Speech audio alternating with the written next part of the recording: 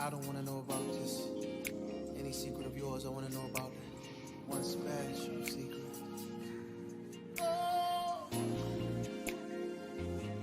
Because tonight, I want to learn about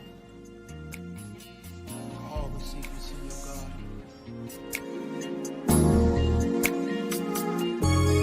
I want to read your mind, know your deepest feelings. I want to make it right for you. Baby, show me. Let me share the mystery. Oh, come on, come on, come on, come on. Listen to your heart tonight. Come on, come on, come on. Make it alright. Yeah, yeah, yeah. Come on tonight. I know a melody that we could sing together. I've got the secret key to you, baby. Let's make music, harmonizing ecstasy. Oh, come on and sing it to me. Here in the garden, with temptation feels so right. Passion can make you fall for what you feel. In the garden, we can make it come alive. Every single night. Oh, your secret garden. Woman,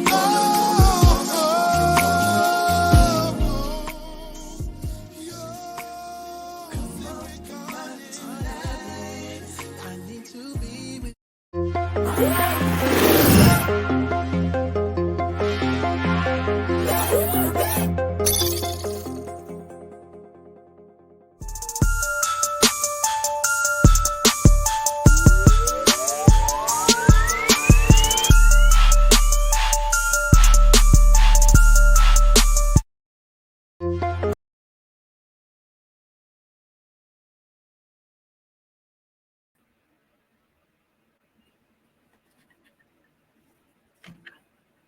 We live.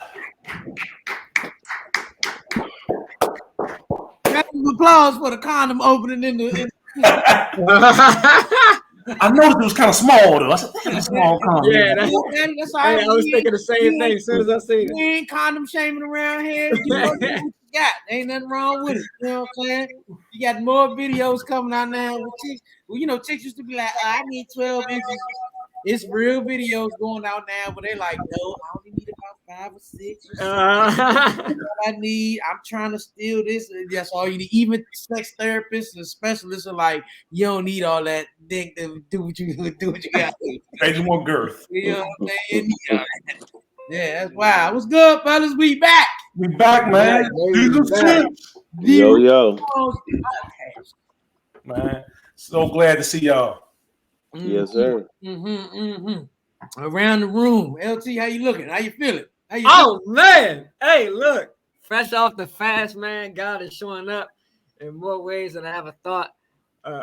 Streams of income coming out the cut, selling homes, buying homes, dropped the ebook for traders, developed the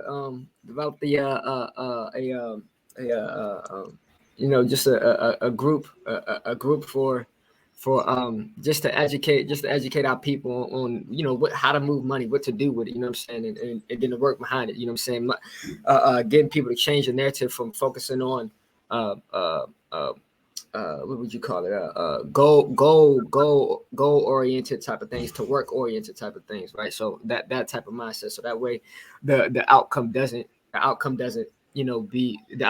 become God in a sense, right? So yeah, man. So I just got a whole bunch of things going on. Family's doing well, you know what I'm saying? And yeah, it's just the beginning. So we up. I know you're doing good. His dimples even look deeper. Like I know, right? you know what I'm saying? You know what I'm He's saying? all exuberant. He got the high cheekbones and all. You see his side piece growing out a little bit. Yeah, that's what I'm talking about. That's what you're talking about. DJ Shane was popping. Oh, not much, man. Just grinding. You know, getting to the work, brother. God is definitely blessing me with this work. Hey, what they say? Don't ask for something, and you know He gonna give it to you. Ain't all right. Frank, what's happening? You got your logo on and everything. What it is? Man, I'm just happy to be back, man. Season 6, we all made it back during the pandemic. Had a great show last week with Brother Carol, so I'm just excited to be with y'all guys, man. Again, building. That was definitely a good show. We got hit with a 1-2 punch. We wasn't ready. Frank kept us in the dark what we was getting into, so we didn't know until they got. Stand by for more of that this season, brother. I was like, did he say what? He said what? Yeah, that's what's up, man. I'm good. I'm just health and wealth. I mean, yeah, health and wealth. But health focus right now, fitness. You know, y'all see, I'm trying to get back on my thing. I created a TikTok page specifically for that because every time on social media, period, you always see people like, "This how I started. This how I look now." Well, nigga, what about the stuff in the middle? Yeah. What did you go through to get through that? Like, take me on that journey. Let me see what that looked like. You know what I'm saying? So I decided to create the TikTok page for that. And for right now, the name on it is Miguel Brown 438. TikTok gave me that. That's not what I was going for. So I got to wait 30 days till I can change it. And when I change it, it's going to be Get Work Miguel. That's what it's going to change to. But until then, the only thing I got going on there is anything regards to like health and fitness and motivation and stuff like that. And my goal is to show all the days in between, you know what I'm saying? Not just getting to the workouts, but them days when I can't even motivate myself to do it, or the days that I need motivation to do it, or days I'm just too wiped out, don't want to do it, or what it look like when I make myself go do it, all of that stuff, you know what I'm saying? And throwing out the excuses that we give ourselves and then what are you trying to combat those excuses and all that other stuff because people's just like, man, I work too much. I do this and I do that. I don't have time or all that. Well, I want to show what it look like when you don't got time, literally. And then when you do got time, you gotta make that time. You gotta get it in how you can. So I want people to see that because a lot of time I think the biggest thing right now is because everybody trying to sell an ebook, a course, a training session or whatever, that they overcomplicating this thing, and it's not that hard. With everything, like Tim can attest to this, like even with trading and dealing in finances, they made it seem like it's so hard, and because of it, like people won't do it. I can take all that. I got to stop doing this and doing that. All these 80 different things. I'm like, you really don't got to do all of that. It's not that serious. Like, it's really easier than you think. And I want to show you that. I want to show you how easy it is. I want to show you the struggle you're going to deal with. We 38, 4 kids and a wife. Somebody in the same situation I am might got more than that. And they ain't like, man, I got too much to do. I ain't trying to get to it. Well, I want to show you that if you really want it, you can get to it. You got to put the work in. That's it. And brother, you starting with me. I follow you, and it's been motivating to me. Now I've taken the action too. So man, you keep up the good work. Keep up the good work, man. I'm on that road with you, man. I'm following. Hey, I'm trying to show it all. You know what I'm saying? That's why you see I put my fat pick up on the first day. You know what I'm saying? Like, look, let me tell you what real motivation is, right? See, our mother keep it 150. Yes. Okay.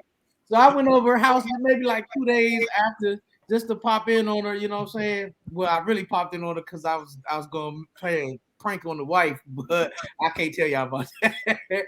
But anyway, I get there and we talking. And she was like, Gelly, that's how you look. I was like, yeah. I said, I'm fat, ain't I? She said, hell yeah. I was like, damn. She said, I don't like that. You need to do something about that. She said, if I'd have known you was looking like that, I'd have came and got you and you'd have been going with me to the gym. I don't like it. You need to work on that. She's like, you hide it well, though. I was like, I'm big, but it ain't that big. And the arms still kind of got a little something, so it throw you off a little bit. But, my shirts don't fit no more. I find myself doing the fat boy pull all the time. This record, you be like, Yeah, man, I can't stand it. Yeah, so I do that, and then going down the steps, you know, when you on your little, I can feel my back jump. I'm like, oh no, I ain't never felt that before. You know what I'm saying? So I was like, yeah, I gotta get back to it, Joe. I mean, you get as a husband, you just get comfortable because I got my wife, and I'm like, you know, she love me. Fuck it, I don't even care. Right. You know, we was getting it in one day, and our stomachs touched. I said, oh no, that's different. I said, we gotta get it back, baby. We gotta get back to something because I don't know. Like, this is not a good look for us. Like, you know what I'm saying? So we gotta do some work. So that's just where I've been at. That's been my main focus right now. We getting back to the podcast. We do our thing. And I guess I could go ahead and throw this out there while I'm still running my mouth. Me and the wife, y'all might have seen the post. We are bringing marriage moments back. Um, We'll be recording the first episode this week. Not sure when the air date will be, so that'll be coming. I know we've got a lot of people been hitting us up about bringing that back. And the crazy thing is, when we was doing the marriage moments at first, it wasn't even a podcast platform. We was just going live on IG and Facebook. Mm-hmm. So now we about to switch it over to the podcast platform, and we're gonna roll with it from there. You know what I'm saying? So That's what's up. Stay tuned, and we'll throw the actual dates out and all that other stuff later on. Definitely looking forward to it, bro. So keep it 100. We're gonna keep it all the way 100, like to the point where me and her need to sit down. Like, do we need any? Let's talk. Do we got anything we need to say to each other first? Yeah. Because so we can use it. Because if we don't say it to each other first, we can't use it on air. And I don't want to use it, you know, in regards to anything. You know what I'm saying? So we clear us up, then we get. It's not a problem for us to do what we do live. And I think people loved us so much at first because we was telling it like it is, you know what I'm saying? People, oh, don't tell all your business. No, see, the thing is, the problem is on social media, people like to put their business out there while they going through it. You know, you take your wife out on IG, or you taking shots at your boyfriend, all kind. No, you don't do that. No. You won't know that we going through a problem until we tell y'all, and when we tell y'all, it'll already been done, been resolved. You know what I'm saying? Yeah. That's the way we move. That's how we do. So if y'all ain't got nothing else, I mean, let's get down to the nitty gritty what we normally do. LT. What's that cash talk tip, baby?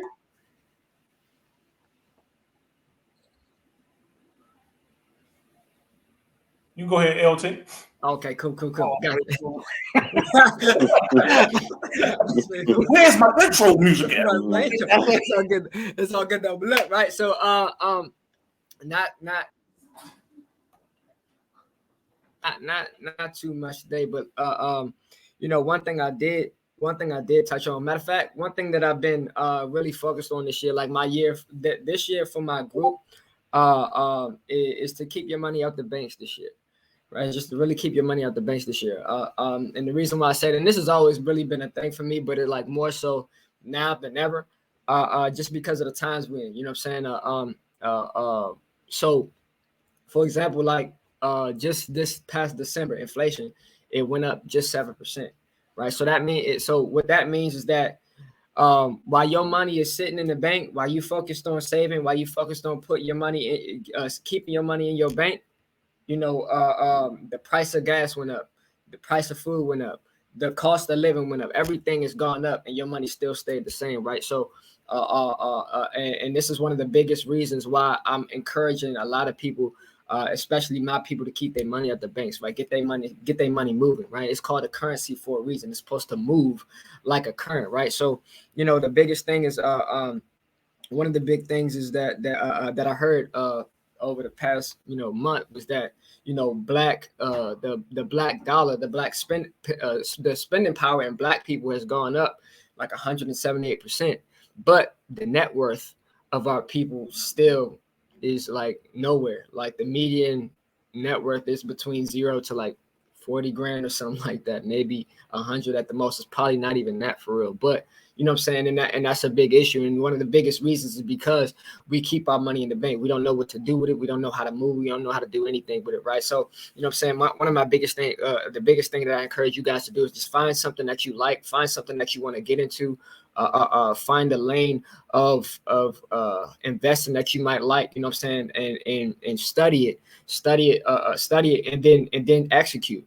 Because at the end of the day, like I said, just last month, well, just in December alone, inflation rose 7%. Your bank ain't giving you nothing but probably less than 1%. It's definitely give you less than 0.1%, right? Most of them give you 0.50%, something like that. The best ones I give you 1%. You know what I'm saying? So even at that rate, you're still not gaining money. You're still losing at the end of the day. Right? So at the end of the day, family, what I'm saying is find an asset class that you like, find 2 asset classes that you like, study them, learn, find out the lanes. Like for me, I know I love cryptocurrency, and in specific, I like DeFi. Right, I love decentralized finance. I love real estate. Those are the 2 main things, and I love trading. Those are the 3 main ways that I'm moving my money. So my money rarely ever hits my account. So as soon as it comes in, boom, it goes to an asset, right? And when you do that, you also get tax breaks, and depending on what it is, you may not get taxed on it until you take out until you liquidate your positions or close your positions, right? So, you know what I'm saying, just get educated on things like. I encourage you to get educated on things like tax deed investing, tax lien investing, wholesaling, Airbnb, Turo. I encourage you, if you go in the crypto route, I encourage you to look at Web3, DeFi, DAOs. What else? Lending, yield farming, staking. Get into all of those things. Just start literally looking up all of these things, and then find a lane that you like. Pick 1 or 2, and then go all in on them, right? Because that's what I'm doing right now. Like that's the same thing that I learned when I was trading. I couldn't know everything. When I knew everything, I didn't do anything. But once I like consolidated everything and then winning on one thing, that's when everything started building up. So I stopped going wide and I started going deep, and now it's starting to make me a whole lot more money and put me in a way better position than I ever been in my whole life. So yeah, at the end of the day, that's what I encourage y'all to do, family. Get with me. Bet. Yeah. I like that tax lien situation. I'm in an investment group now, and we my first year with the tax liens was 2021, and now we're in the process of throwing that property. We were awarded the tax lien, and we even got a refund because we bid it. Right. Yeah. And now we're in the process of pushing it into foreclosure. One thing I will recommend is that you find yourself some legal advice, an attorney or somebody to help you push that situation through. Because if you don't have the time or know how, you will screw yourself up. Exactly.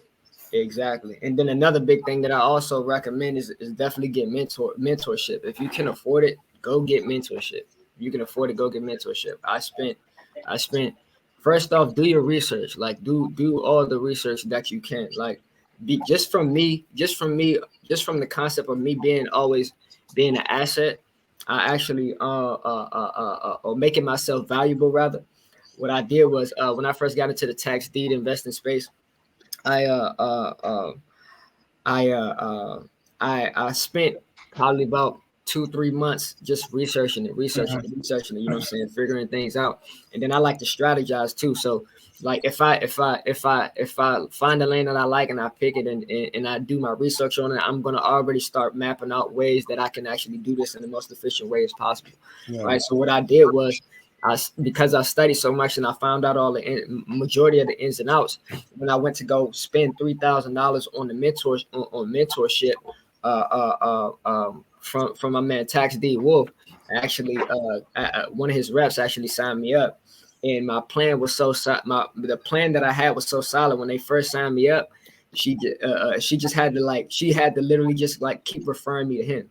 She just kept referring me to him because like the plan that I had set up, the strategy that I had set up was so solid. Like shit, like well, here, let me just let you talk to him. So now I'm like getting direct mentorship from the owner of the whole company in the first place, just because I made myself an asset and I didn't wait for anybody to hold my hand and show me from point A to point Z. Now I went in, I figured out what I wanted to do, and I went and did the research on my own and studied on my own as much as I could. And then I still went to go get the mentorship, even though I felt like I can go do this and go do that. Now I'm learning all the tips and tricks that and I'm getting point in a direction where I can't where that in a direction so that I don't make the same mistakes that my mentor made. You know what I'm saying?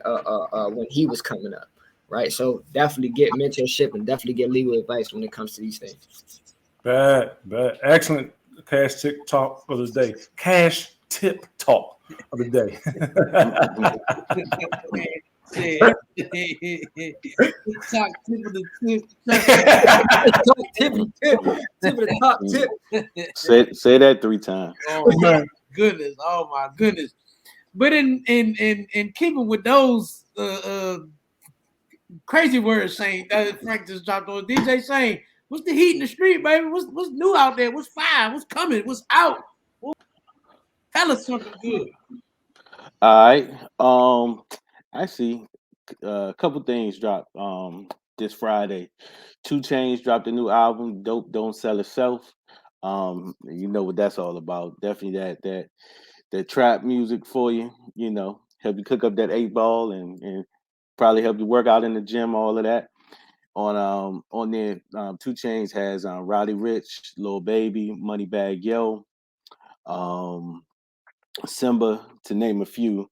It's definitely worth checking out. Yo Gotti, he dropped CM10, which is Cocaine Music 10. He actually did a double album. He got side A and side B. On side A, he got the likes of Black Gangster on there. It's definitely a turn up, get your money kind of album. So if you listen to that cash talk tip and you grinding, you definitely could put on that Yo Gotti and go get it. And Dr. Dre.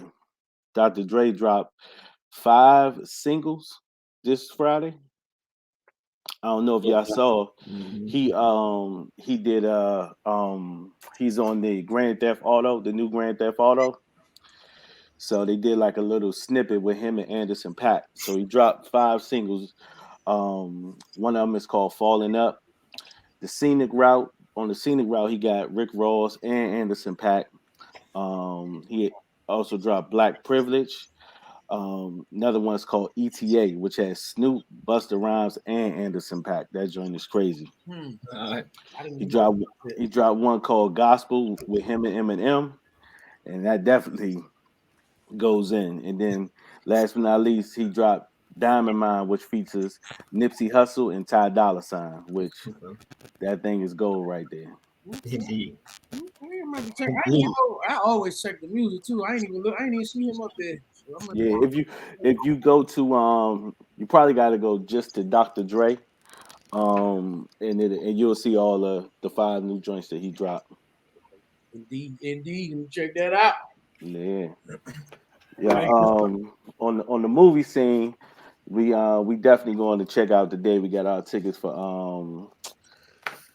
oh man, I forgot the movie already. Moonfall. We're gonna see Moonfall today. Oh. Yeah. That's right. So is that like what's that one that came on? Was it Prime? Don't Look Up, similar to that? Oh yeah, on the Yeah, next. it's something like that.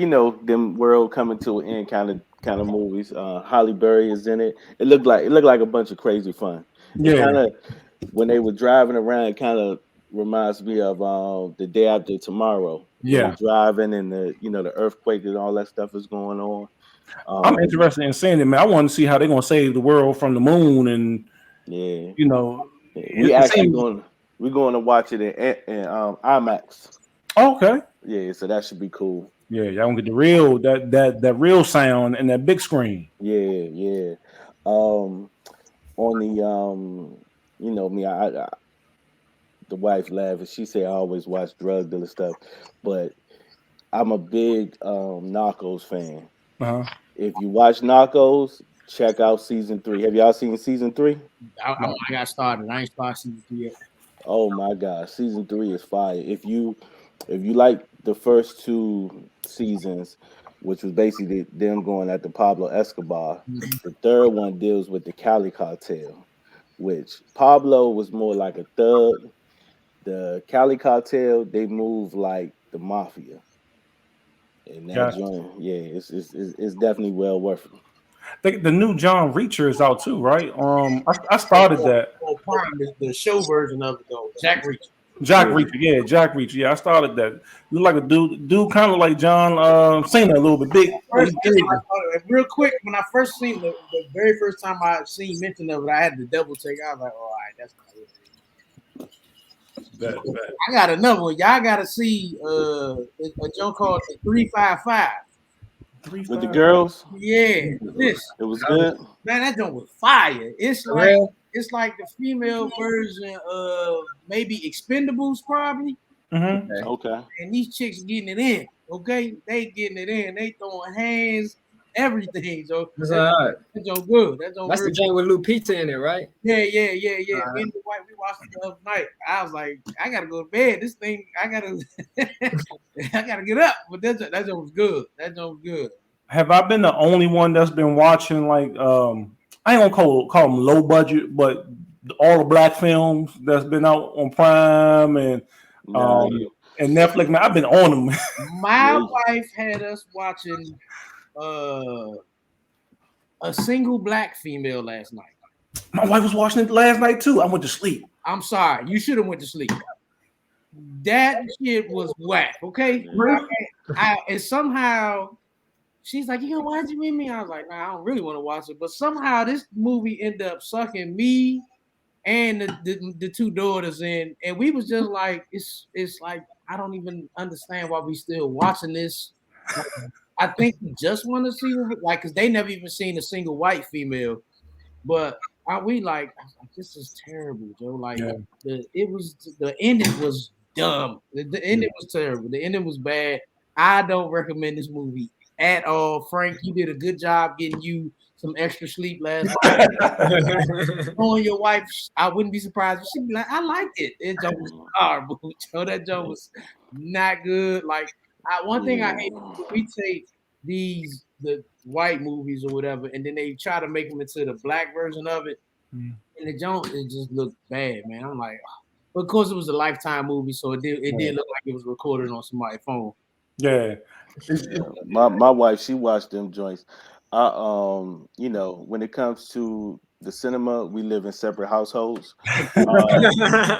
You know, I told her because I think one morning I woke up, she was watching something called Open about some couple with an open relationships or Mm-hmm. whatever. Mm-hmm. You know, I told her make sure you check your FICO score after watching all these black movies. Because it seems like the Africans got Netflix on lockdown because there's Oh so yeah. many African movies Yeah. on Netflix, Yeah. and the N words, we got the Prime in these ghetto films locked down. So you know, I said, I will say that the cinema isn't the best, but the storylines off the chain. Some of these storylines capture you a little bit. What's a good one you watched, Frank? Shit, I've been through so many of them. I'm trying, but they all got the same ones. Like The same thing. it be the same ones. Be infidelity or the drug. I'm surprised. Some drug dealer joints, man. I mean, Yeah, that's what it is. yeah, but it got to be quality for me. It's You know what I'm crazy saying? It got to be quality.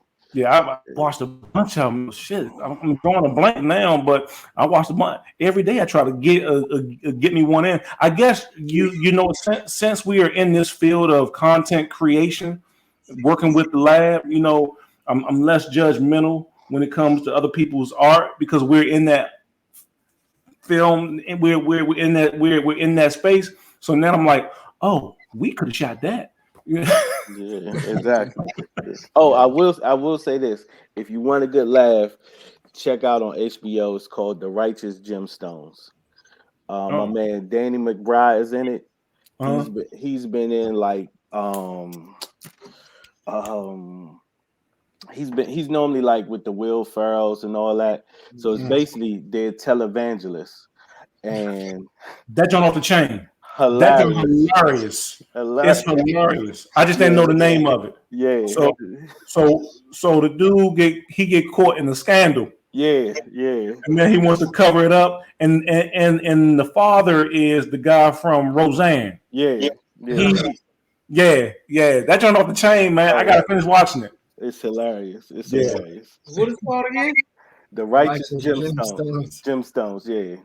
And basically all they did was take Greenleaf, turn it white, but put some comedy behind it. Oh yeah, it's crazy. I know what you're talking about. Yeah. It is off the hook. The So, sister, she's a total fool. Yes, she is. All she wants is just to know where she fits in. Yeah. Cool. that's what's up. Good talk. We moving along, or is it any little? What time is it? What we at, Frank? What we looking like? We look. We still got time. For sure. I mean, I don't know if it was any kind of current event that y'all wanted to get to, or we could just get right down to business. I will say that we are podcasters, and we have a podcast, and Cardi B won a huge lawsuit in regards to suing a person who supposed to produce news or podcast or have an opinion, and she won a pretty big sum of money because she claimed some false things about Cardi B. All the details I'm not going to get into, but I just think from a content producing standpoint, everyone has to watch themselves and also fact check, because now it's been proven they'll garnish your check if you fucking up. You can't be if you're gonna introduce that, if your podcast is that type of where you want to drop gossip and news and things like that, you got to be on the fact check, man. You got to get to it. You got to be fact checking it and check. You got to have resources to check, recheck, and then check again, because if not, you're gonna end up in a situation like that. I seen that headline come through my phone. That she had won that. Yeah. Or at least you got to state your sources. You want to state them so that you aren't necessarily on the ass end of going to court and getting in trouble behind it. Right. Absolutely. That's all I got. In other words, Cardi B said, "Keep my name out your mouth." Huh? All three of y'all.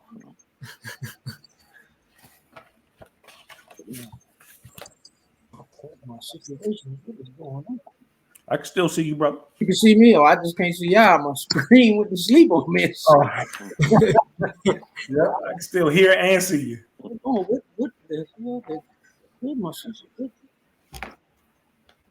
What the hell? Y'all can see me, but I can't see y'all. Like, I don't know what the hell just happened. My bad, people. I don't know. I don't even know where y'all at right now. Let me hold on one second. Just float. All right. So then, until I get my situation back going up here, Frank, let's get into what we really gonna do here. What we really want to talk about for the day, right? You and your book. My man been writing and working, and he put this book out. Let's get to it, my brother. Tell us. I want to start from the beginning with this thing and run through it. You know what I mean? So first and foremost, give us there we go. I'm back, baby. Give name of the book, and is it out? Is it available? How can you get it? Let's get that stuff out of the way, and then we're gonna get into all your reasoning and your inspirations and your favorite things about it and the process of you writing it, so the people can know. Think it, tell it, what's on your mind.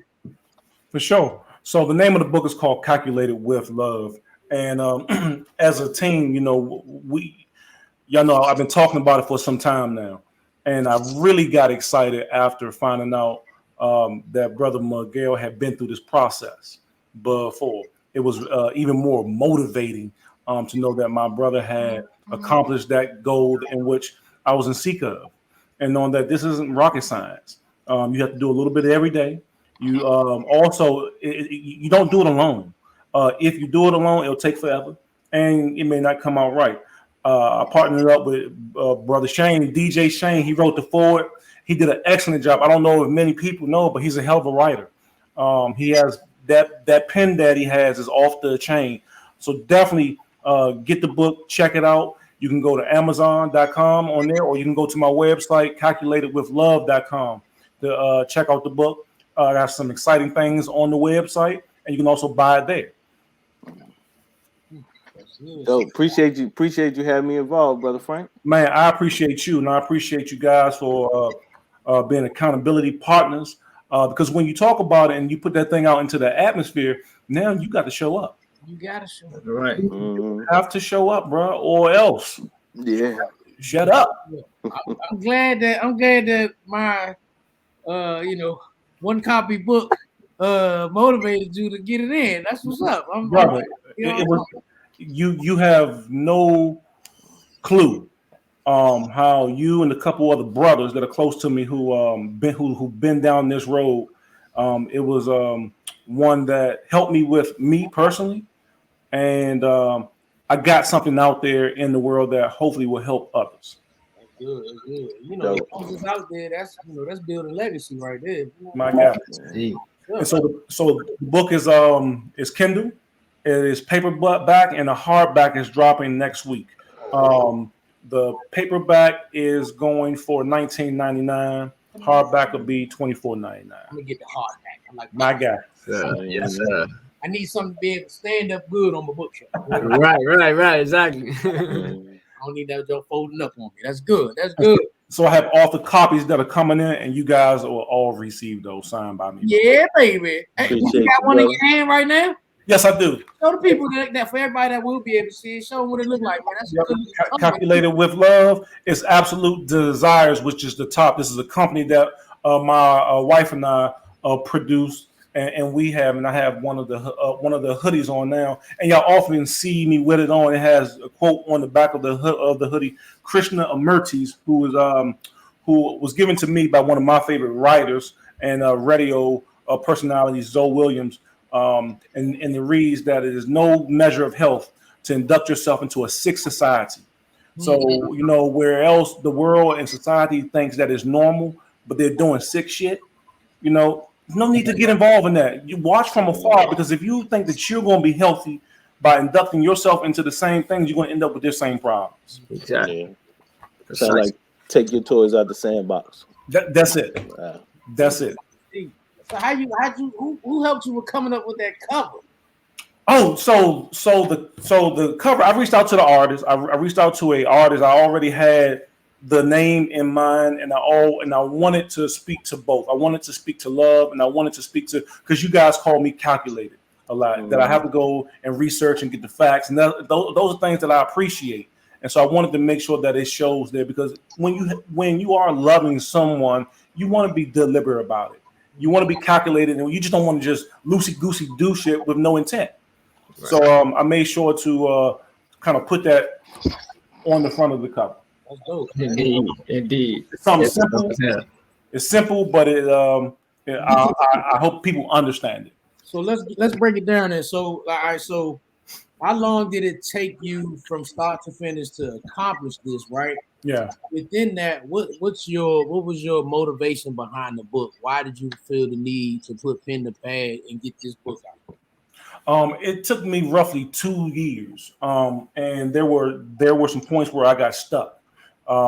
Initially, what I was writing was not what I produced.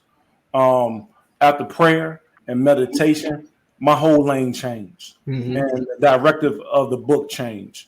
So it took 2 years, and I reached out to DJ Shane almost over 2 years ago and asked him to write the forward for me, and it was like nothing. He came up with the joint is slick, and he also put what we went through coming up and brought it to today's time, and it was no different than an artist having a feature on it. And so he did a wonderful job. We just ain't got a beat behind it. Right. Appreciate that, brother. My son, the book is dedicated to my oldest boy, Frankie. He's 18 now. He'll be 18 in April. But I've had many relationships talk with him, just not about intimate relationship, but just relationship period. getting him to understand that relationship is the most important thing in life. Yes. Contrary to popular belief, a lot of people don't think that you should have a relationship with money, with food, with things that are not alive per se, but you actually do. I mean, it's how you relate to it and how it relates to you, because it can even be an asset or it can kill you. Mm-hmm.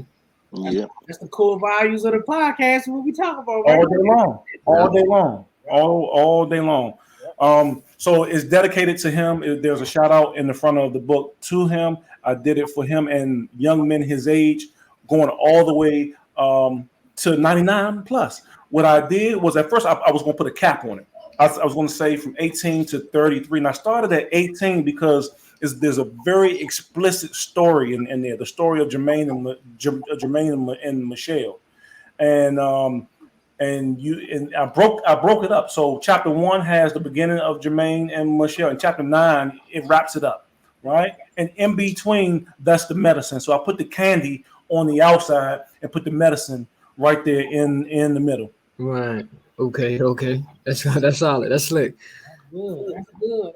Sprinkle a little dose in there. That's what's up. Man, that's good, man. I think how much since you dedicated to him, how much did Lil Frank, as you were writing it, play a part in it? I mean, like, were you talking with him throughout the process while you was writing, you know what I'm saying? Or you just kind of did it and like, here, son, I need you to read this. No, I definitely was. I was watching and talking and also gauging myself. What I had to do was also again from Christian Demertes, brought to you by Zoe Williams. Relationship is a mirror. And what I saw in my son was him reflecting me. And I didn't like it. I didn't like it, bro. There were certain things that I had to go and change up. There were certain mindsets that I had to go and fine tune, and certain belief systems that I had to challenge to say, look, is this expired, or is it still good? Can I still use this for today, or should I throw it away and put something else inside my toolbox? And that's what I had to do. And along the process, yes, me and him would talk about different things, and also talking to you guys. This podcast is also in the book. Each and every week we would talk, and you guys would drop jewels and give me knowledge and things and perspectives that I had never thought of before. That's what's up. That's good right there, man. That's good. That's y'all are learning the man behind the board right there, like his passions. What it look like, what he put in there to be able to be self-aware. One of the things we talk about all the time, and go back and revamp and change it up, add to it, take away from it, and then in writing that book, having done this before, that's good, because you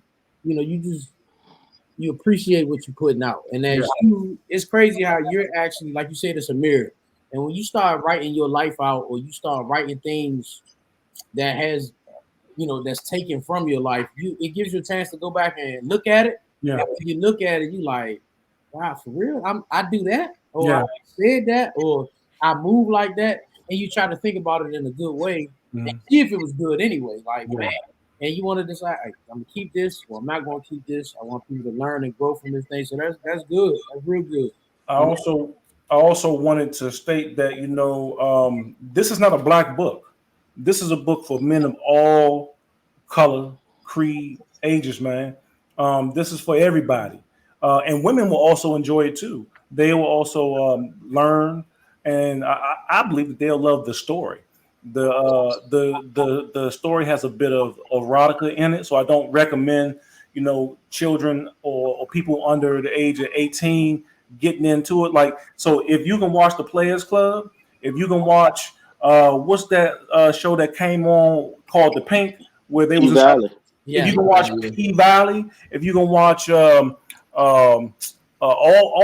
them joints, you can read this and hopefully be entertained by it. I don't want anybody to think too much into it. It has nothing to do with per se myself or anybody that we know. It's just what's out there in the world, and I believe that each and every one of us can relate to even hearing stories about it, or seeing it per se. I like that. I like that disclaimer because people will just because you wrote it, they'll be like, "Oh, him and Toya went through that. Yeah, That was man. I never would have known that." yeah, Saying pointing the wrong things like it's just like, you know, a lot of times people think that what the wife might be posting on Facebook or something like that, like that's her thing and that's who she's going through or that's something we dealt with or whatever. She just posting. She just talking. yeah, You seen something and liked it and just going with it. yeah. Likewise, while we know your experiences and what you've learned is in the book, that doesn't mean that necessarily everything I'm talking about is my thing. Yeah, yeah, yeah. The fun part about this was that I got to be creative and I got to put a little bit of my sense of humor. I got to put a little bit of who I am, and even into the story. I got to put a little bit of the people in my lives, just some of their characteristics into the story. So Jermaine is an African American male, but Michelle, she's African American, but she's first generation U.S. Her parents are UK, but they're black. They have different genre, different language. They say things a little weird, and there are a few tools that I had to use in order to write that because I don't speak that way. Mm-hmm. Mm-hmm. Oh, That's all right. wow. So while we getting into this, I told you that I wanted you to pull out some of your favorite parts of the book. Yeah. We can dissect it, get into it, just to give people an idea of what it is that you're gonna tap into when they get the book and what they can expect. One of the reasons why I told Frank, I hit Frank up, I said the next episode we do, which I really wanted it to be our first episode since he put that mean intro up, you know what I'm saying, on it. But I told him, I said, it's dedicated to you, it's yours.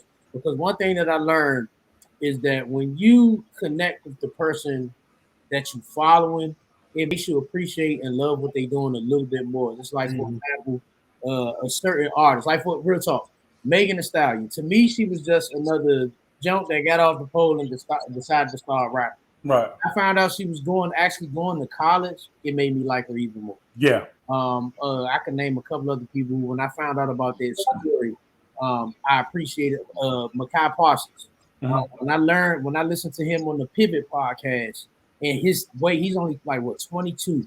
The way he think is ahead of his years, and it made me love him even more and like the guy that he is. You know what I'm saying? You appreciate the person, so that's what I wanted people to understand with you. Like I want people to get what we get from you. You see what I'm saying? So with that being said, I seen you got your little blue tabs in the book. What you got for us first?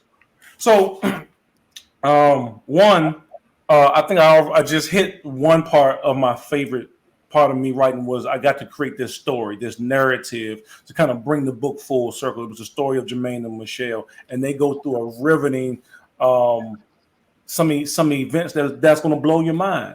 We actually got a little taste of it on the last episode. And I'm gonna just leave it there. As far as that goes, they got to read the book to really get into it. But one of my favorite chapters is chapter 4. Chapter 4 is relationship crisis management. The generation, our generation, and the generation now. We have a lot of emotional men, who move in emotional ways, and it causes them to make bad decisions. We've talked about on so many times on our podcast where men will react to women in a negative way, where they'll use an emotional resolution for an emotional problem, and I think that's toxic as a man, right? Yeah. I think that's toxic as a human being, personally. I mean, because you can't make the right decision for an emotional problem if you're using just pure emotions. Yeah. When you can see a man hit a woman in the face with a skateboard, it's video after video of men abusing women, and there's also video after video of mass shootings. I want to play a quick clip for you guys that's recent, and then we'll get into a little bit of chapter 4. Let's do it. He in the house with me. No. Yes. Hey y'all, I just want to say I'm sorry. This is gonna be the last day everybody hear from me, bro. Hey Hey y'all. Hey y'all. I know you had me. I know you had me so many times. I know you had me so many times, and I'm sorry I couldn't. I'm sorry. I know you give your strongest battles to your strongest angels. I failed you and everybody else. Please continue to watch over my son as he live his life. And I pray best for his mama and her family. In Jesus' name, I pray, amen. Please forgive me. Bruh. I told niggas, bro. I'm not scaring y'all. Hey, I'm finna end this video. But Sean, any money you owe me, bro, give it to her parents. Any money you owe me, give it to her parents. And always check up on my son, bro. Stay in contact with her. I love everybody. I'm sorry, bro, but I know you had me so many. All right, fellas. So what that was it was a little choppy, but that was a video from that was posted on today. And this was another brother, another young man that took his frustrations out on the mother of his children, and then had an argument and a shootout with the police. So he murdered the mother of the children. He said, "Look, y'all come get my baby first before I start shooting at you guys. I'm not gonna kill myself, but y'all come get my baby before I start shooting at y'all, because y'all gonna have to kill me." One. Then he prays.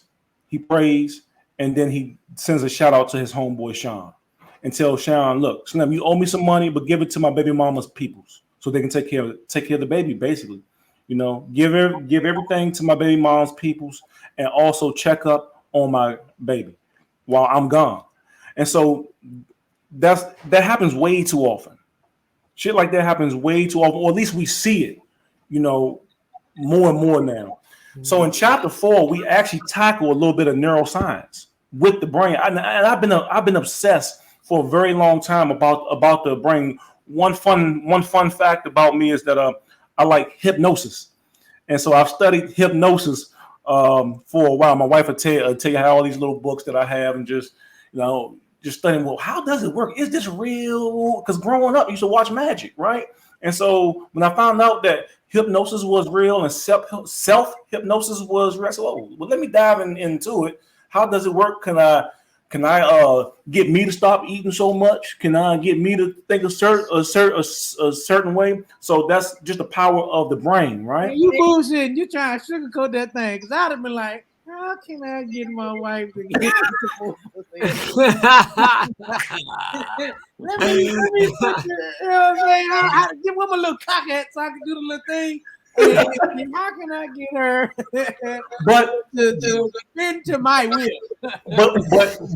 but that shit is real. Those practices are real. And I want to shout out once again, I gotta shout out my sources, Dr. Dan Roddeck. He is a chief scientific officer at ABL, which is the Academic Brain-Based Leadership Program, right? And he put out a study, and well, chapter 4. Before I go there, chapter 4 deals with the emotional brain and the logical brain, and we also get into instinctive needs. I see my man LT bobbing his head. He knows a little bit about that. And so, our society has evolved over thousands of years to the point where we used to have to hunt and put fur on to stay warm. Now you can drive your car from a garage to your work and not even have to wear a coat at all and be straight. You can order a pizza and some Huck's wine from your couch and it'll be at your door. That's the emotional brain has not caught up to that point yet. Right, and the emotional brain is the lower brain, and it's considered to be the feminine of the brain. Right. And this is all neuroscience, and I studied it for a little bit. I know enough just to be dangerous, and I really don't know anything at all. But what stuck out to me, and what I think will help my community, right? Yeah. And so now you also have the logical brain. and the logical brain is the top brain, and that's more of the masculine. Now, the emotional brain isn't negative at all. It's just it protects us. It gives us that flight or flight instinct. It's more of nurturing and things of that nature. Whereas the logical brain is like the brakes to the emotional brain. Okay, so that's like a car that's running downhill, out of control. Once you hit the brakes, that's the logical brain. So it's the yin and the yin and the yang. A lot of us, a lot of men, a lot of people react to life's decisions and to life's problems off of the emotional brain. When we have to take a pause and use some logic to change that. And I need young men starting as early as possible to learn this. We weren't taught this. Granted, and now when we grow up, we saying, "Oh man, he a bitch ass nigga because he's so emotional." Right. There's science behind it though. Right. There is true science behind a man or a person reacting a certain way because they have not trained that logical brain either.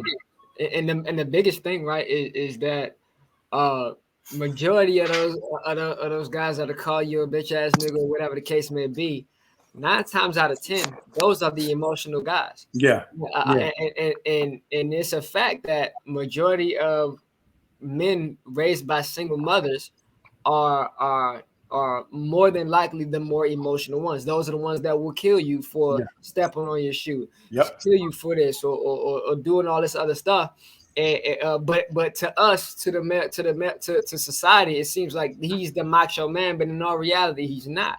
He's not, because what he's doing is he's reacting out of emotion. His emotion got now. His emotion got him all caught up. He got all caught up into his emotions. He reacted instead of responded to the situation. He reacted to the situation, and now he's taking showers with dudes for the next 20 years of his life because of an emotional response. When he could have thought logically and said, "This ain't worth it." Actually thought this thing through with his logical brain. But the thing about it is that you pick up women, they operate more so from that emotional space. So when you're raised under that, even though she's trying to show you how to be a man to the best of her abilities, she's still operating from a feminine aspect. She's still operating out of emotional aspect. So even if she's showing you this rah stuff, be a man, whatever the case may be, she's still showing you how to react to problems from an emotional standpoint. So we take that stuff and we grow up with it, and that looks like you was talking about it being normal in society, but really it's a sick trait that the majority of black men have.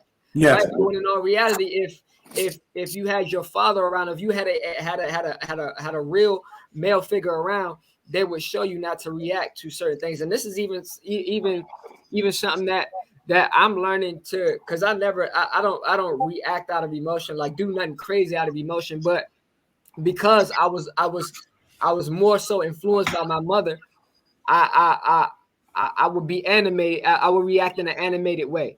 Or I might blow up. I used to blow up in a certain way when something just wasn't going the way I thought it should have went, or whatever the case may be, or I felt disrespected or whatever the case may be, right? But until I started actually learning about what you're talking about, Frank, and I started getting around people that men that actually started showing me this emotional intelligence and being logical about these things, and the feminine and the masculine and feminine aspect of both of these energies. That's when I started to and you still have your slip ups and stuff like that. But you know what I'm saying? Everything, you start to, it's more so, you're more so able to, sit back and think, is this worth it? Or how could this play out for me before you start reacting and stuff like that? Most definitely. As they say, an unbalanced man is the most dangerous one. Definitely. Wow. It's a big difference in the results from being reactive versus responsive are two different things. The reactive one, that's emotional. That's definitely gonna put you in a situation you want to be in. But a responsive is more logical. And kind of to a point, like one thing is that you're gonna move in the way that you were trained. You know what I'm saying? So when you got a household with both individuals, you got a good balance of what it looks like emotionally and logically, right? When you just got one or the other, if you just got the male, you don't know how to move emotionally in that. So Yeah. he's got the female. They like Tim said, they try to teach you the logical way. You might get a little bit of it, but you won't see it fully from the way that we operate. You see what I'm saying? And but with then you get the emotional male when they respond in the way and things like that. So that's gonna be a good chapter. And it's also with money too. It's also with money too. Like this energy thing, it goes just beyond just your emotions. A lot of people think just emotions. Think about it. When people get a lot of black males again, the first time they get money, what do? They go blow it. They go to the strip club. They go do this. They go do that. Why? It's an emotional feeling. Oh my God, I'm so fulfilled because I got all this money that I never had before. And out of emotion, you go and spend it all. Yeah. In reality, if you thought about it with your logical, right, it would show you that long term that this is not feasible for me. This is not something the drip is not going to do nothing for me. I'm not thinking about my kids. I'm not thinking about my family, my legacy. Real life example of that is a LT. I learned from our cousin that when she told me when she get a new job, right? When she get that first check, she takes some of that. She always go treat herself to something when she get that first check. So I, naturally, I'm like, yeah, that makes sense to me. I adopted that, right? And I would every time new job, first check, I go get me something nice. Like I ain't blowing the bank. Y'all know me, I'm not materialistic, but I might treat myself to a good meal, maybe a new pair of shoes, whatever, something like that. But now in this age now, and we know what we know in terms of investing and things like that. Every time like birthday come or whatever holiday come, wife be like, well, what do you want? I said, well, you can give me that money you was gonna buy me something with so I can go put it over here. That's what you can do. If you really make me happy, give me that 150 or whatever. I'll put it over here and we'll get the benefit from that later on. Right. Versus going to go get these things. Like that's the difference. That's the difference right there. Like what I learned from a woman was to treat myself in this way. What I learned growing up now and learning a more logical way of thinking and more forward thinking was to take that money where I'm gonna grow. Them shoes gonna get worn out and I can't do nothing with it. And now this money, it might not buy me a full share of a particular investment, but it's gonna give me something. It's gonna get me on the way. Yeah, I can move accordingly. So that's it right there. And shoot, you ask a woman what she want to eat or what the first thing she gonna say is I feel. You can have a house full of groceries, everything that you need to eat, and she may say, well, we had that yesterday. I feel like this. Now you spend the money on carry out, you paying Uber Eats fees, DoorDash fees, a free sandwich, and you have a whole refrigerator full of groceries. Full of groceries. And so what I end up doing in this chapter was giving some examples of the mindset of a logical brain and the emotional brain. For instance, the logical brain is going to think whatever I do, I want to do to the end, right? It's also going to have a mindset to say, okay, I just want to know and understand what's possible, right? Whereas the emotional brain in the relationship is going to pick. They're going to pick sides. They're going to say, well, my partner's nothing but a big kid, and my partner depends on our relationship more than I do. Shit like that, I also like to relate so that folks could understand the emotional versus the logical brain. We're men and we love action figures, action movies like X-Men. So the emotional brain would be Magneto, where the logical brain would be Xavier, or the emotional brain would be Darth Vader, and the higher brain, the logical brain, would be Luke Skywalker. Yeah, and so we all contain both of these things, right? And you just have to exercise the higher brain because the higher brain has not quite evolved like the lower brain has. The lower brain has been around for a very long time, and so because science moves at a rate in which our brain does not evolve in, we have to catch up. But there are ways that we can catch up. One, exercise and meditation. LT, can you go in a little bit into the meditation and exercise and what it does for the psyche? Definitely. I know meditation has helped me out whole hell of a lot. It definitely it definitely, like you said, it's a great way to train the logical brain because it allows you to, one, on a physical standpoint, it increases oxygen to the brain. So when I think meditation, I also link it to breathing as well, right? So it increases oxygen to the brain, right? And that's like that's what the blood is made from. So when you increase the oxygen to your brain mindfully, through breathing and meditation and things of that nature, it allows the brain function to actually it improves brain function by a whole lot, right? So I mean, you increase your clarity, you gain clarity, you gain memory. Your memory is a lot sharper. Cognitive function, your focus, what else? Your logical and emotional intelligence. So the way that you calculate things actually becomes better. The way that you see things becomes better, right? Like I tell you, like because I'm a trader, so I have to use my brain. I got to use my mind to make money, right? And for a while, I was at like kind of like a stagnant place where I kind of wasn't. I was trying to just at like a break even type of place, like just kept breaking even, kept breaking even, kept breaking even. And the thing about it, the thing that I started doing is I started meditating in deep breathing before my sessions. And when I would do that, I could see everything a lot clearer. I can see where my problems were. I can see mistakes. I can see mistakes that I was gonna make before I would make that I was gonna make before I would make them. Things of that nature. And when I started noticing that, because it took me a while to realize that that's what the change was, because it wasn't like an overnight thing. But when I did that, I started doing that before. I started doing that everything. So every day. So now I do it for anything. So even when I'm praying, it's these things called breath prayers. So I'll say something like, God sustains me. I'll have that on my mind, and I meditate on that phrase right there, breathing in and breathing out. And that was one big thing that I was doing throughout this fast that I just ended on. And it actually helped me to overcome desires. Right. So it could be a lustful desire. It could be the desire of hunger in that space. It could be the desire to just do anything that I might want to do that might make me feel good, but might not be the best thing for me. Right. It helped me overcome those things because I was able to I've been able to train my mind and help it evolve past what past the carnal mind. Past what my body thinks it needs. So now it's been able to, in result of that, I've been able to kind of like separate. It helped me with my discipline. I'm gonna just put it like that. It helped me with discipline, like all the way around the board. So it's like certain things that I know that I need to do, or certain things that I know that I shouldn't do. I'm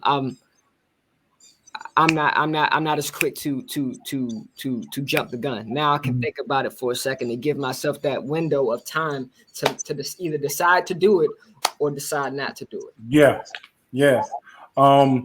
I will say that science and neurology, what they did was they even took a stab at race, because what the lower brain does, it creates biases. Yeah. And so the lower brain, when you meet a person off tops, without us even really knowing, it does it at like a lower consciousness, where it says, okay, is this person a friend or a foe? Why? Because do they look like me, and do they share some of my cultural, likenesses? And that creates biases. You don't even like a person, you don't know why.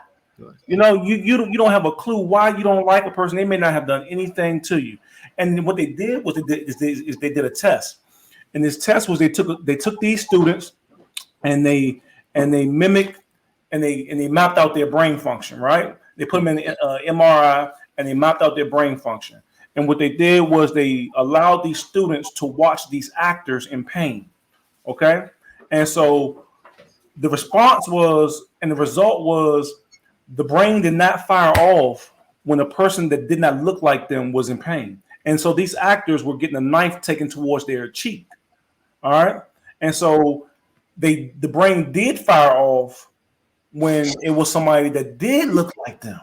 So if it was a brother watching another brother, he cringed, or the brain went off, right? But if the brother was watching the Asian guy, it was like, you know. But what's the difference between us and other animals is that we have evolved with that higher brain, with the logical brain, and so these students in return still responded once asked, if you have met that person and saw that person going through pain, would you still be empathetic? Because they measured the part of the brain that measures empathy. Yeah. And so they say, okay, yes, we will still be empathetic towards that person, even though they do not look like us. And that's what basically chapter 4 is about: is getting, men and people to even realize that even exists. Right. And so that's another reason to eat healthy and to exercise. Yes. If you want to make the right decisions, it's not all about, I know there's a meme out there on TikTok say, look, I got into this shit to look good, butterball naked. Cool. But at the end of the day, you really want to be whole here. Because you end up doing things like on the video where a man is attacking someone else, but just because no frequency thoughts.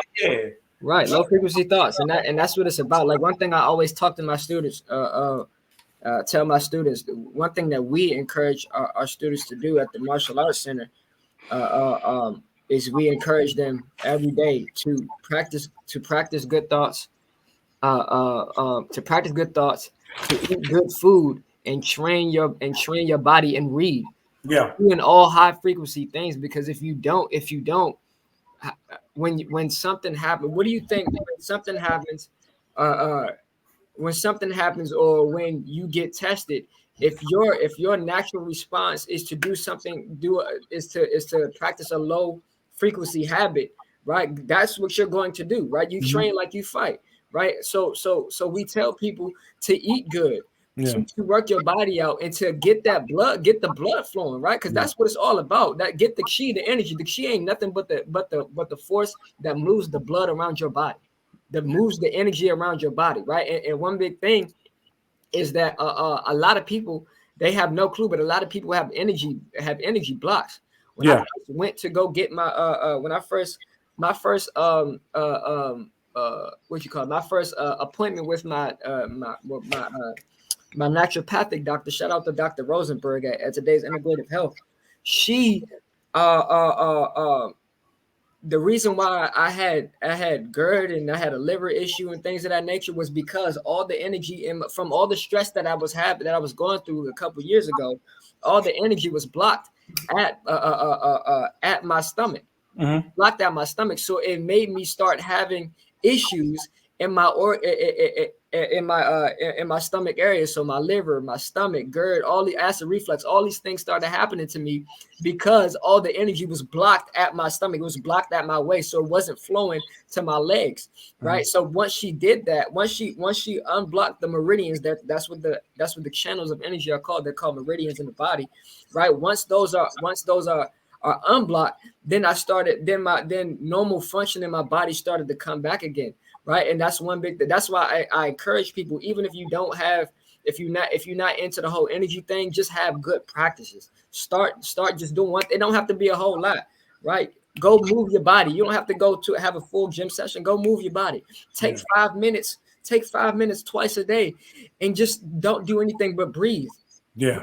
Do that. You know what I'm saying? Go read a book. Go read a page of a book. Go read something on the internet. Go educate yourself with something. Start putting together high frequency practices, so that way, you know what I'm saying, you may not see the effect of it right then and there, but over time, it's called the law of compounding. Over time, though that you compounding these things, it's going to have a really good effect.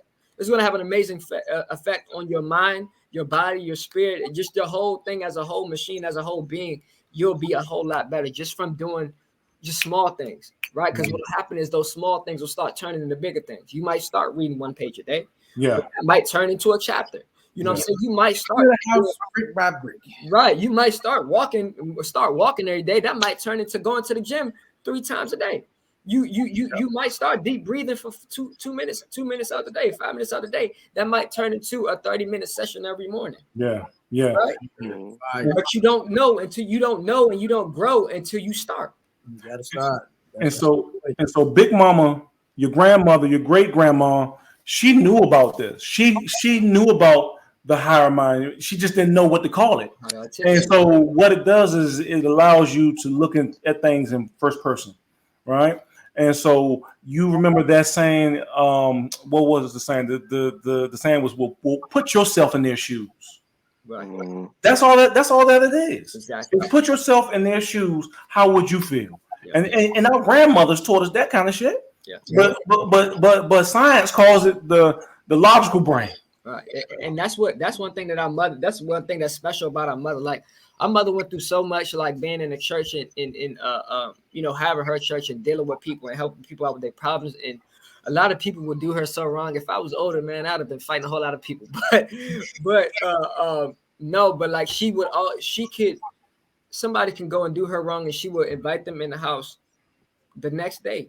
Yeah. She would invite them in the house the next day and sit down and eat with you and talk with you and things of that nature. And that's one thing that I did pick up from my mother, and one thing that I actually rubbed off on my wife. You know what I'm saying? Because her family is a lot different than mine. Like her family, you know, people somebody could do something a little petty and they would act like they just regular people on the street and won't talk to each other, might fight, whatever the case may be. You know what I'm saying? But so I came up a little different. So when she got around me and started seeing how me and my family operate, how like, yeah, you can be like, we'll be mad. We don't hold on to grudges in our family. We don't do that. We don't do stuff like that. You know what I'm saying? Like, because at the end of the day, one thing that my mother told me was that people do what they got to do.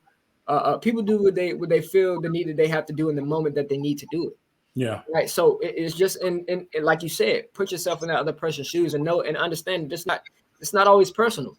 It's not always personal. Understand that this person could be going through this, they could be going through that. So what it does is when you start putting yourself in that mind frame, like I tell my wife, I say, look, ask the question first. I'd rather you ask the question first than just react off of what you think. Because 9 times out of 10, what you think probably ain't the way that they think. Yeah. You're not even thinking that way. You know what I'm saying? A lot of people are trained to, we're drawn to negativity. Right. Yeah. So it's like when you're drawn to negativity, when somebody does something that might rub you the wrong way, you in your mind, you thinking the worst thing possible. They meant to hurt me. They meant to do this. But at the end of the day, you know what I'm saying? You just got to take yourself, like you said, look at it from a first person experience.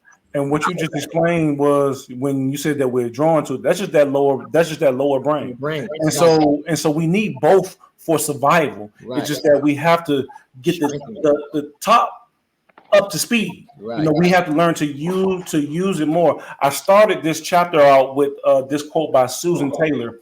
It says, "Seeds of faith are always within us. Sometimes it takes a crisis to nourish and encourage their growth." Mm-hmm. Seeds of faith are always within us. Yes. Sometimes it takes a crisis to nourish and encourage their growth. By Susan Taylor. And I like the word sometimes, because I believe in using wisdom over intelligence most times. Like, okay, I don't always have to go through a crisis because you went through it for me. Exactly. Right? So now allow me to train this upper brain so I can move on and move about my life. Exactly. That's definitely how wisdom. That's one big thing that I learned too. Right here is what this is good for both sexes. Understand that. Yes. Ladies, this will definitely, to me, what I'm taking away from this is that this particular chapter, ladies, listen to what I'm saying. You read this and start getting some understanding about some of the things touched on in this chapter, then you will kind of start understanding your male counterpart a little bit more. Right. You understand why we move the way we move, why we think the way we think, why we respond the way that we respond. And you're noticing the difference. So that's going to be a good thing. That's going to be definitely a good read. And then for the fellas, be open to what you're getting out of this, so that you understand why you're doing what you're doing. Mm-hmm. What things you might need to change and take out and add to and things like that, so that you can move a little bit different. You understand? So, okay, Frank, you got another one. What's the other? So I'm just going to spit out a couple of quotes here. We are more like an acorn, which contains all that we need for potential to be a magnificent oak tree. So you have everything. Mm-hmm. You have everything that you need, brother. All you need to do is nourish it. You need to nourish it, study, and understand what you have. And I want to wrap this up by saying that because of what you just heard in chapter 4, Jermaine in the story was a leader in all aspects of his life. other than his relationship. He moved in his relationship with an emotional mind instead of being logical about things, and it caused him to be unhealthy and unhappy. Is Jermaine a fictional character? Jermaine is a fictional character. Okay, all right. Yeah. These are all fictional characters. There are some more characters within the story. I hope you like it. I hope you love it. I hope you learn from it. That's just my little taste I'm putting out into the universe. So real quick, is this more of a storybook with these type of lessons and stuff embedded in it, or are you using stories just to teach the lessons of these particular chapters? You see what I'm saying? So there's one story. Uh-huh. There's one story, and it takes place in chapter 1 and in chapter 9.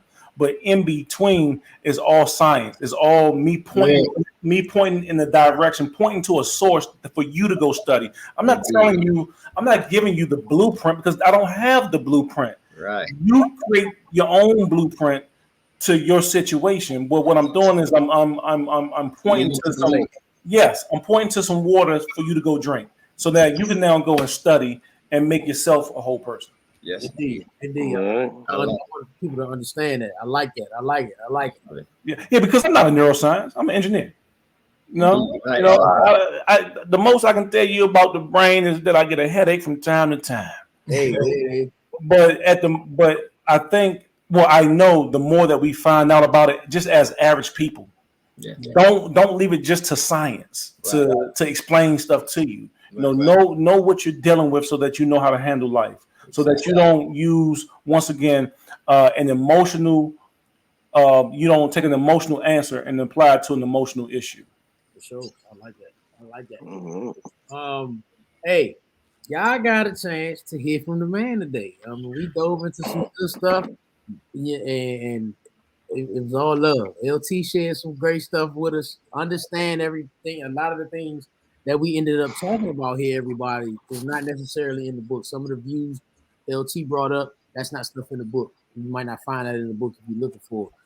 But what LT ended up, what he did for us, for all our listeners, is that you were able to, a little bit of the medicine, that them 2 tablespoons that Frank gives us in the book, LT is the next dose. It's the next step. But you got to do what Frank said. You got to nourish what you get. Like you say, if we take you to the water, they say you can lead a horse to a water. You can lead a horse. Oops, I was talking about Friday today. You can lead a horse to water, but you can't make him drink. You know what I'm saying? So it's the same thing. Like, make sure you get this, and once you get it, you get in the book is being led to it. Once you start reading it, applying it, and start doing your own research and looking up, that you getting more sips and more sips and more sips and more medicine and more medicine. And you keep on doing that with this book. I think that this book is going to be amazing. I can't wait to read. I told you, Frank, I want a hard copy. So if I gotta wait, then I'll wait. I will put it. I'm a reader. I'm a what they call a situational reader. I don't most of the time I don't read a book from cover to cover. I usually read it. I get it in. I read it in parts. You know what I'm saying? Like, that's how I read. Yeah. Y'all don't know this, but I got kept back in kindergarten because I didn't like reading. So, fun fact about Miguel. You know what I'm saying? So that's how I read. And some people like reading like that, but I feel like just with you, this little tidbit you gave us, there's gonna be some great information in there, great points of views. Part of the reason why we have the team that we have is because of Frank's point of views and how we think and process and things like that. And it's just gonna be good. So y'all definitely cop this thing. Y'all see the website, calculatedwithlove.com. Get it. Go to Amazon. Get it. And you too can lead your host to water. So if Shane ain't say nothing else, remember that. You too. Lead your host to water. Hey, fellas, thank you. You guys are now listening to the Root Cause podcast, where we barely touched the book. We barely touched the book today. We like to have the hard conversations. Y'all can find us on the Root Cause 2_2 on Instagram. You can find us on the Root Cause podcast on Facebook, and just look at it's inside the ticker below. Okay, email us, like and subscribe. Leave us comments. Definitely leave us comments. Buy the book. Leave us some comments. I want to get better. This is my first book. I will say that for the first 3 to 4 weeks, I stayed at like number 76 in my genre, in one of the genres. And this was my first time writing. This was my first time putting out a book. So I really enjoyed this, man. I enjoyed you guys partnering with me, keeping me to at bay and say, get it done. You keep talking about it. What's happening? Yeah. We need to do a book signing. There we go. My There God. you go. Yes, I'm saying. We need to do My a book. God. Appreciate y'all. All right, fellas. We'll check in later. Love y'all. Love all our listeners and all that good stuff. Yes, sir. Yeah.